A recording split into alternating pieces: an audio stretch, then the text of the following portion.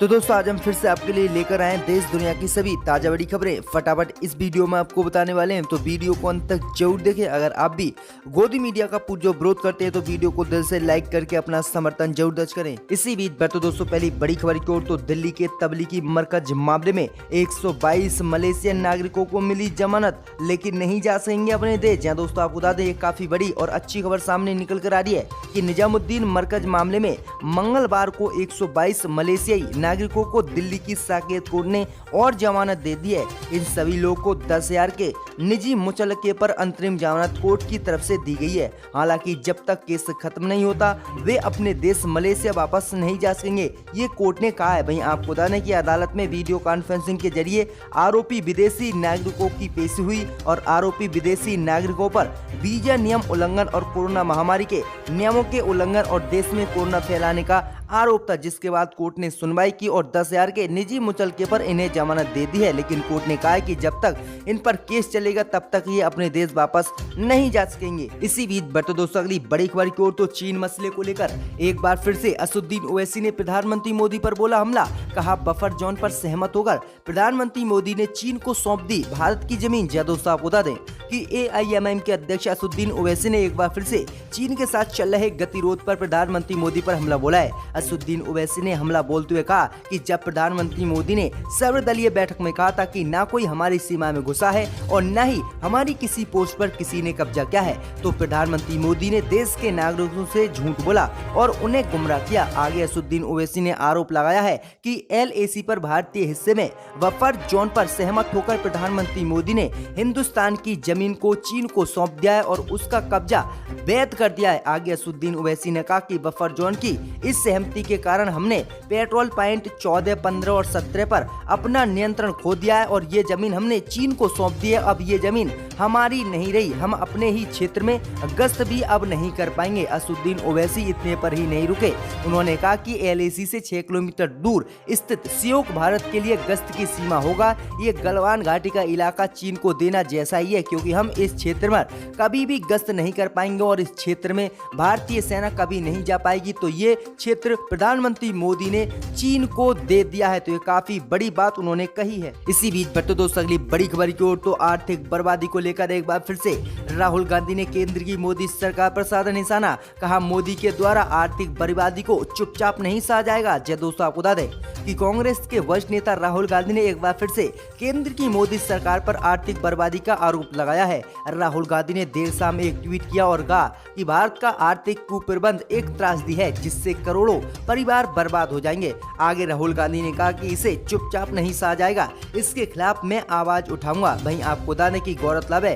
कि श्री राहुल गांधी ने मोदी सरकार की आर्थिक नीतियों की आलोचना की है। उन्होंने GST लागू करने की प्रक्रिया, नोटबंदी और विनिवेश तथा पेट्रोल डीजल के दाम बढ़ाने का कड़ा विरोध किया था और उन्होंने देश में प्रदर्शन भी किया था। इसी को लेकर राहुल गांधी ने कहा कि प्रधानमंत्री मोदी जो कुप्रबंध कर रहे हैं उससे देश के करोड़ों परिवार बर्बाद हो जाएंगे। तो ये काफी बड़ा हमला आज फिर से राहुल ने बोला है। इसी बीच बढ़ते दोस्तों अगली बड़ी खबर की ओर, तो लद्दाख में गलवान घाटी, पेंगोल झील और डेप्सांग से अब तक पीछे नहीं हटी चीनी सेना। मोदी सरकार के दाव पर उठ रहे हैं अब सवाल। जहां दोस्तों आपको बता दें ये काफी बड़ी और अहम खबर सामने निकल कर आ रही कि केंद्र की मोदी सरकार और गोदी मीडिया पूरे देश में बता रही कि LAC से 2 किलोमीटर पीछे चीनी सेना हट गई। लेकिन आज जो खबर सामने निकल कर आई है उससे सारी बातों की पोल खुल जाएगी। जय दोस्तों आपको बता दें कि चीन की पीपल्स लिबरेशन आर्मी के सैनिक अभी तक पूर्वी लद्दाख में पेंगोल झील और डेप्सांग क्षेत्र से पीछे नहीं हटे हैं। वहीं सूत्रों ने मंगलवार को बताया है कि भारतीय सेना ने कहा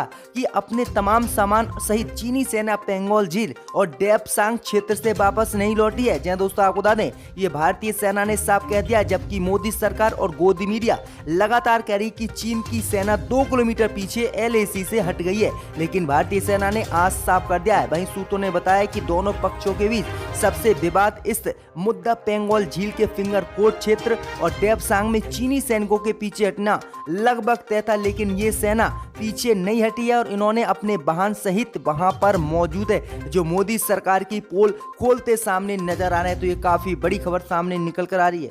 इसी बीच बढ़ते दोस्तों अगली बड़ी खबर की ओर, तो विकास दुबे पहुंचा हरियाणा के फरीदाबाद होटल में ID मांगने पर भागा। पुलिस 2 घंटे बाद पहुंची। जहां दोस्तों आपको बता दें ये काफी बड़ी खबर सामने निकल कर आ रही कि कानपुर में 8 पुलिस वालों के एनकाउंटर के दोषी विकास दुबे की खोज जारी है। वहीं आपको बता दें कि घटना के बाद पहली बार हरियाणा के फरीदाबाद में उसे देखा गया है। जहां दोस्तों आपको बता दें कि हरियाणा के फरीदाबाद के बटखल चौक पर स्थित श्री सासाराम होटल में उसे देखा गया है। होटल के मालिक के मुताबिक ये आदमी 12:30 बजे श्री सासाराम गेस्ट हाउस में अपने एक साथी के साथ आया था। उसने अपना नाम अंकुर बताया था। थोड़ी देर के लिए रूम लेने की बात कही थी, लेकिन पहचान पत्र मांगने पर उसने अपना पैन कार्ड दिखाया था जो साफ नहीं था। कोई और पहचान पत्र दिखाने का जब बोला गया था तो वो अपने साथी के साथ वापस चला गया। उसके 2 घंटे बाद पुलिस पहुंची थी। ये हरियाणा पुलिस की क्राइम ब्रांच थी, उत्तर प्रदेश की वो भी नहीं थी। तो ये काफी बड़ी खबर सामने निकल कर आई है कि कानपुर में एनकाउंटर करने के बाद हरियाणा के फरीदाबाद में पहली बार जो है विकास दुबे को देखा गया है, लेकिन उत्तर प्रदेश पुलिस अभी तक उसे पकड़ने में नाकाम रही। कैसे ये अपने प्रदेश से दूसरे प्रदेश में पहुंच गया। इसी बीच बढ़ते दोस्तों अगली बड़ी खबर की ओर तो ज्योतिरादित्य सिंधिया ने राहुल गांधी पर बोला हमला।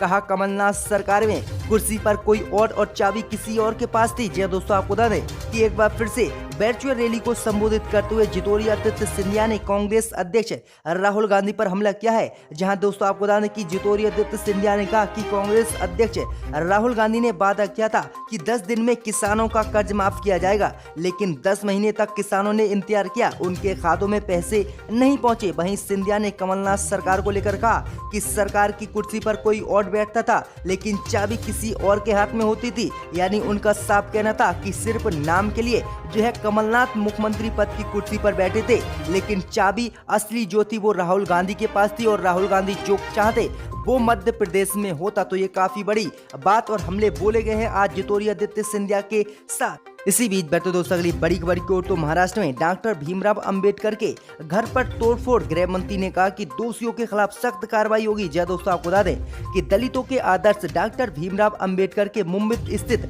घर में मंगलवार शाम को कुछ अज्ञात लोगों ने तोड़फोड़ की है। इस दौरान उपद्रवियों ने वहां लगे सीसीटीवी को भी नुकसान पहुंचाया है, पुलिस ने ये जानकारी दी है। वहीं महाराष्ट्र के गृह मंत्री अनिल देशमुख ने घटना की निंदा करते हुए ये भरोसा दिलाया है कि सभी दोषियों के खिलाफ सख्त कार्रवाई की जाएगी। उन्होंने ट्वीट किया कि दादर में डॉक्टर अंबेडकर के घर पर कुछ अज्ञात लोगों द्वारा हमला किए जाने की घटना निंदनीय है। इसके साथ ही गृह मंत्री ने कहा कि पुलिस घटना की जांच कर रही है और दोषियों को किसी भी कीमत पर बख्शा नहीं जाएगा। लेकिन अभी तक ये नहीं पता चला है कि ये व्यक्ति कौन थे और कौन सी कास्ट से थे और क्यों इन्होंने ये तोड़फोड़ की है। इसी बीच बढ़ते दोस्तों अगली बड़ी खबर की ओर तो भारतीय सेना LAC पर हमारी सरजमी से पीछे क्यों हट रही है कांग्रेस। जी दोस्तों आपको बता दें कि कांग्रेस ने लद्दाख में गलवान घाटी से भारतीय सैनिकों की वापसी की खबर पर केंद्र की मोदी सरकार पर हमला किया है। कांग्रेस के मुख्य प्रवक्ता रणदीप सुरजेवाला ने कहा कि देश इस पर मोदी सरकार से जवाब चाहता है। सुरजेवाला ने कहा कि आदरणीय प्रधानमंत्री मोदी जी, क्या आपके शब्द याद हैं? क्या आपके शब्दों के कोई मायने हैं? क्या आप बताएंगे कि अब हमारी फोर्स हमारी जमीन से क्यों पीछे हट रही है? देश मोदी सरकार से जवाब मांगता है। जहाँ दोस्तों आपको बता दें कि कांग्रेस नेता रणदीप सुरजेवाला ने उन खबरों पर टिप्पणी की जिनमें बताया गया था कि गलवान घाटी में नियंत्रण रेखा के पास भारतीय और चीनी सेना 2-2 किलोमीटर पीछे हट गई है। जिसके बाद ये हमला जो है कांग्रेस ने बोला है कि आखिरकार हमारी ही जमीन पर हमारी सेना पीछे क्यों हट रही है, जबकि चीन को पीछे हटना चाहिए क्योंकि वो हमारी सीमा में दाखिल हुई है, ना कि हम उसकी सीमा में दाखिल हुए हैं। तो प्रधानमंत्री मोदी से ये जवाब मांगा है, देखते हैं प्रधानमंत्री मोदी क्या कहते हैं। इसी बीच बढ़ते दोस्तों अगली बड़ी खबर की ओर तो पश्चिम बंगाल में 9 जुलाई से फिर से लागू किया जाएगा सख्त लॉकडाउन। जहां दोस्तों आपको बता दें ये काफी बड़ी खबर सामने निकल कर आ रही कि पश्चिम बंगाल सरकार ने मंगलवार को लॉकडाउन के अंतर्गत आने वाले क्षेत्र के दायरे में विस्तार करने का निर्णय लिया है। वहीं अधिकारियों ने कहा है कि कोरोना के मामलों में बेतहाशा वृद्धि को काबू करने के मद्देनजर 9 जुलाई से कड़े प्रबंध लागू किए जाएंगे। अधिकारियों ने बताया है कि जिन क्षेत्रों में कोरोना महामारी के मरीज निकल रहे हैं उन क्षेत्रों के आसपास के सभी क्षेत्रों को मिलाकर कड़ा लॉकडाउन लागू किया जाएगा और किसी भी तरह की अनुमति इस लॉकडाउन में नहीं दी जाएगी। लोगों को और घर से बाहर निकलने पर पूर्ण प्रतिबंध लगाया जाएगा क्योंकि जो है पश्चिम बंगाल में कोरोना महामारी बहुत तेजी से बढ़ रही। तो ये काफी बड़ी खबर सामने निकल कर आ रही है कि 9 जुलाई से काफी तगड़ा लॉकडाउन पश्चिम बंगाल साल में लगने वाला है। इसी बीच बैठे दोस्तों अगली बड़ी खबर की ओर तो सीएम योगी आदित्यनाथ और विकास दुबे को मारने की धमकी। कानपुर देहात का छात्र गिरफ्तार। जहां दोस्तों आपको बता दें कि मुख्यमंत्री योगी आदित्यनाथ को एक बार फिर से किसी ने जान से मारने की धमकी देकर हड़कंप मचा दिया है। जहां दोस्तों आपको बता दें कि पुलिस के 112 के व्हाट्सएप नंबर पर यह मैसेज भेजा गया है। इसमें मुख्यमंत्री योगी आदित्यनाथ के अलावा कानपुर में 8 पुलिसकर्मियों की हत्या के आरोपी कुख्यात विकास दुबे को भी जान से मारने की धमकी दी गई है। वहीं आपको बता दें कि इसकी जांच के बाद इस पर केस दर्ज किया गया है। वहीं आरोपी कानपुर देहात का भोगनीपुरा का रहने वाला है और इंटर की पढ़ाई कर रहा है। उसने ही सोमवार शाम 4 बजे ये मैसेज भेजा। किया गया है, इनकी मौतली को वापस लिया जाए, इनको दोबारा